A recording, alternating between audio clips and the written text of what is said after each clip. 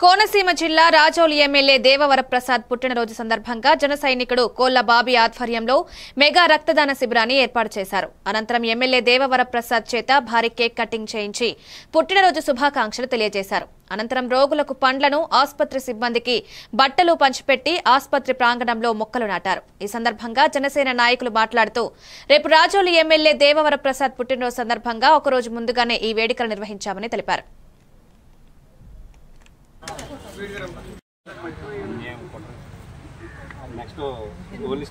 అమ్మ మీరు వెనక్కుండా స్టాఫ్ మీరు వెనక్కి వచ్చి తీసుకోండి.